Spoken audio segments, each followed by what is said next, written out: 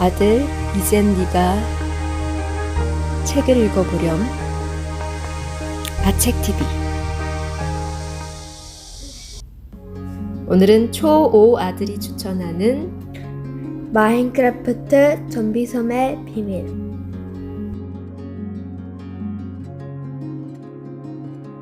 이야기하려는 세상에 대해 당신이 믿어주리라고는 기대하지 않지만 이 글을 읽고 있다는 것은 이미 당신이 이 세상에 들어왔음을 뜻한다.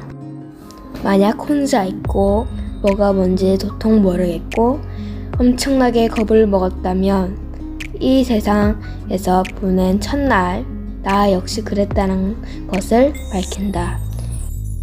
이 세상은 미르처럼 복잡할 때도 있고 불량맥처럼 나를 괴롭힐 때도 있다. 하지만 이곳은 시련이라는 수업을 통해 우리를 가르치려는 선생님이라는 것을 기억하자. 그래서 책을 남긴다. 부디 내 여정이 당신에게 도움이 되기를 바란다. 1장. 낯선 섬에 버려지다. 물에 빠졌어. 일어나 보니 물속이었다. 그것도 물속 깊이 빠져 있었다. 춥고 어두웠다. 수면은 어디지? 나는 수면 위로 오르려고 몸부림을 쳤다. 이쪽 저쪽으로 몸을 비틀고 팔을 휘저었다. 그때 무언가 눈에 들어왔다. 빛이었다. 빛은 어둡고 흐리고 멀리 떨어져 있었다. 본능적으로 그 빛을 향해 헤엄치니 주변이 점점 환해지는 게 느껴졌다. 빛은 수면을, 햇빛을 가리키는 게 분명했다. 잠깐. 그런데 수면에 비친 해의 모양이 이상했다. 사각형? 그럴 리 없지. 아마 물속에 있어서 그렇게 보였을 거다. 무슨 상관이야. 곧 숨이 찰 거야. 어서 빠져나가야 해. 허파는 부풀어 올랐고 입술 사이로는 작은 공기방울이 빠져나와 멀리 있는 빛을 향해 달려갔다. 나는 우리 안에 갇힌 짐승처럼 발버둥치며 사방을 활키었다. 몸부림칠 때마다 물결이 출렁거리는 수면이 가까워지는 게 보였다. 하지만 그래도 여전히 멀리 떨어져 있었다. 몸이 아팠고 특히 허파는 불에 타는 듯 고통스러웠다. 헤엄쳐! 어서! 탁! 머리부터 발끝까지 때리는 충격에 몸이 뒤틀렸다. 나는 숨이 막혀 제대로 소리도 나지 않는 비명을 질렀다. 그리고 숨을 고르기 위해, 살기 위해 몸을 비치는 쪽으로 뻗었다. 시원하고 깨끗한 공기 속으로 몸이 솟아올랐다. 컥! 캐캐! 휴! 기침이 나왔다. 숨이 막혔다. 헐떡였다. 그리고 웃음도 나왔다. 드디어 숨을 쉴 수 있었다.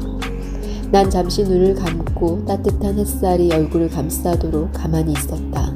하지만 눈을 떴을 때는 믿기지 않는 풍경이 펼쳐져 있었다. 해가 사각형이었다. 나는 눈을 깜빡였다. 구름은 둥글고 폭신한 솜덩어리 대신 얇은 네모 몇 개가 머리 위로 천천히 떠다니고 있었다. 배에서 떨어질 때 머리를 다쳐서 아직 정신을 못 차렸나 봐. 가만, 내가 배에서 떨어지긴 했었나?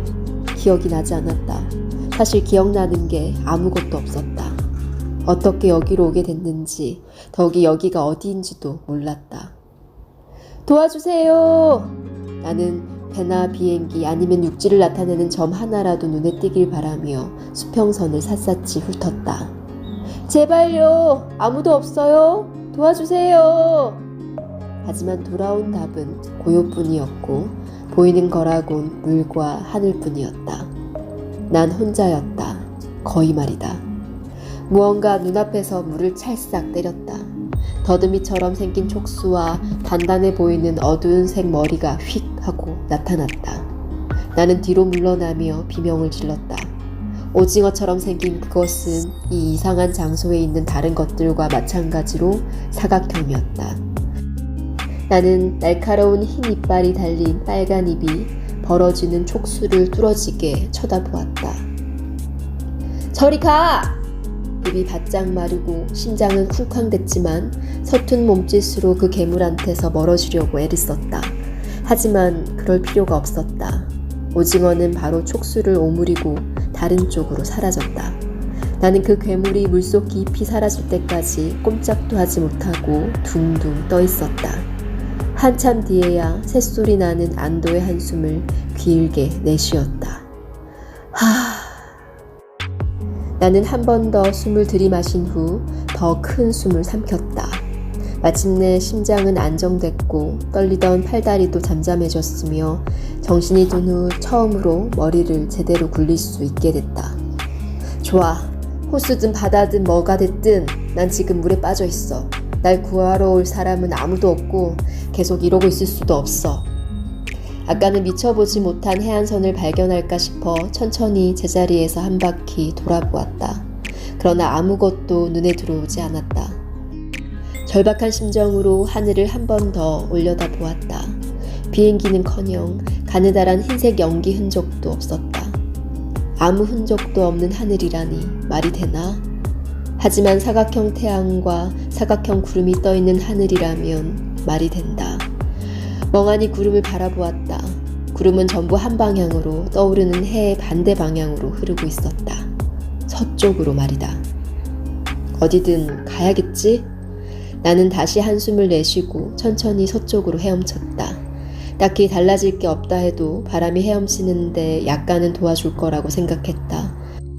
북쪽이나 남쪽으로 간다면 물살에 떠밀려 같은 곳을 빙빙 맴돌 것 같았다. 이게 가능한 일인지는 몰랐다. 사실 지금도 모른다. 어쨌든 내 말은 아마도 바다 밑바닥에 머리를 세게 부딪힌 후 가까스로 정신을 차리고 물에서 빠져나가려고 정말 애를 썼다는 것이다. 멈추면 안 돼. 앞에만 집중하자. 그 순간 내가 얼마나 이상하게 헤엄치고 있는지 알아차렸다. 한쪽 팔을 돌리고 잠시 멈춘 뒤 다른 쪽 팔을 돌리는 게 아니라 물을 가로질러 미끄러지듯 앞으로 나아가고 팔다리는 그런 움직임을 그냥 따르고 있었다. 머리를 다친 게 분명해. 나는 얼마나 심각하게 다쳤는지는 애써 생각하지 않으려고 했다. 한 가지 다행인 점은 피곤한 느낌이 들지 않는다는 거였다. 수영하면 원래 몸이 지치는 거 아니었나? 아드레날린 덕인가 보네. 나는 이 비상 발전기의 연료가 다 떨어지는 장면을 상상하고 싶지는 않았다. 하지만 결국 기운이 떨어질 것이다. 조만간 힘이 빠지고 발에 쥐가 나고 수영하는 게 아니라 허우적될 테고 이어서 허우적대지도 못하고 그냥 떠있기만 할 것이다. 물론 몸을 위아래로만 움직여 힘을 아끼겠지만 얼마나 버틸 수 있을까? 결국 차가운 물에 굴복할 때까지 얼마나 걸릴까? 추위에 이는 딱딱거리고 몸은 덜덜 떨다가 어둠 속으로 다시 빠져들 때까지 얼마나 걸릴까? 아직은 아니야. 쉽게 포기하지 말자. 나는 온 힘을 다해 계속 헤엄쳤다. 그러면서 주변을 주의 깊게 살폈다. 배의 돛대나 헬리콥터 그림자를 발견할 마음에 그러기도 했지만 적어도 내가 처한 공경을 잠시 잊을 수 있었다. 물은 잔잔했고 덕분에 안심이 됐다. 파도가 없다면 저항력도 없어 더 멀리 헤엄칠 수 있을 테니까 말이다. 물은 짜지 않았다. 따라서 난 바다가 아니라 호수에 빠진 게 되고 호수는 바다보다 작다. 물론 큰 호수는 바다만큼 위험하지만 상황을 긍정적으로 보려는 날 부디 이해해 주길. 물밑으로 바다까지 보이는 것도 깨달았다. 웬만한 건물 한 채가 가라앉아도 꼭대기가 보이지 않을 만큼 깊었지만 바다처럼 끝이 보이지 않을 정도는 아니었다. 그리고 평평한 바닥도 아니었다. 작은 계곡과 언덕이 아주 많이 있었다. 그렇게 바닥을 더듬어 가는데 오른편에 높게 솟아오른 언덕이 보였다. 혹시 물 위로도 연결되어 있을까? 나는 언덕을 찾기 위해 아마도 북서쪽으로 방향을 틀어 헤엄쳤다. 얼마 있지 않아 언덕은 산으로 변했고 물 위로 정말 꼭대기 같은 게 보였다. 분명히 땅일 거야. 기대하지 않으려고 했지만 어쩔 수 없었다. 어쩌면 신기루일지도 몰라. 빛이나 안개 때문에 저렇게 보이는 것일 수도 있어. 그 순간 나무가 보였다. 확신할 수는 없지만 적어도 나무라고 생각되는 게 나타났다. 멀리서 알아볼 수 있는 것이라곤 짙은 갈색 줄 위에 올라가 있는 각지고 짙은 녹색 덩어리였다. 흥분이 온몸을 휘감았다. 두 눈을 앞에 고정하고 있자니 누런 갈색 땅 위로 여기저기 흩어져 있는 나무들이 보였다. 그리고 녹색과 갈색으로 이루어진 언덕이 갑자기 나타났다. 육지다! 육지다! 드디어 해냈다. 따뜻하고 단단한 땅을 발견한 것이다. 팔만 몇 번 휘두르면 다다를 듯 싶었다. 안도감이 밀려왔다. 그리고 진짜 파도처럼 몸이 다시 밀려나갔다. 기쁨의 순간을 만끽하기도 전에 섬 전체가 눈에 들어왔다. 섬은 사각형이었다. 아니 사각형으로 이루어졌다고 보는 게 낫겠다.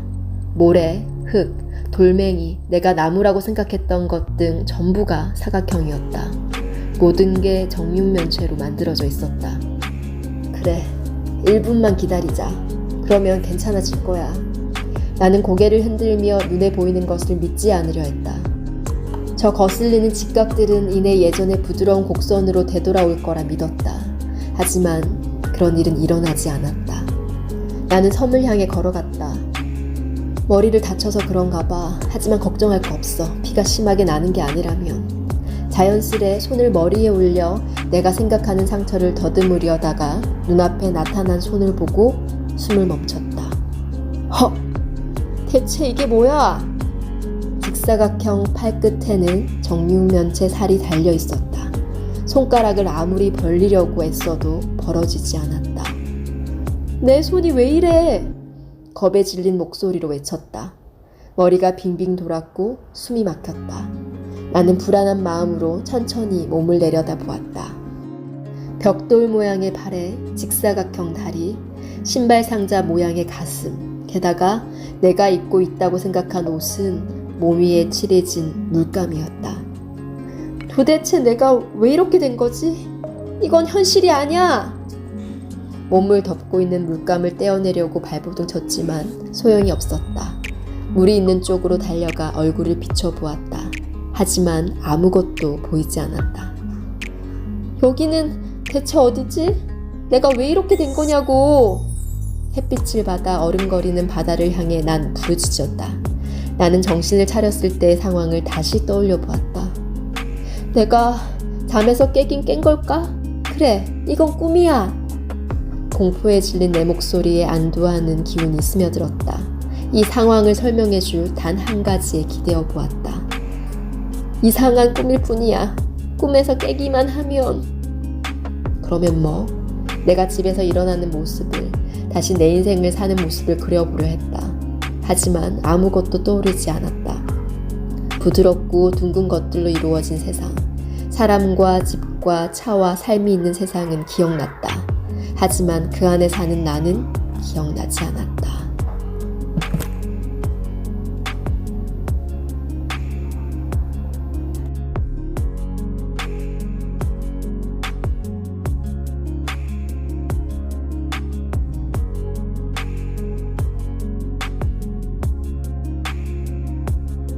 너도 한번 읽어봐.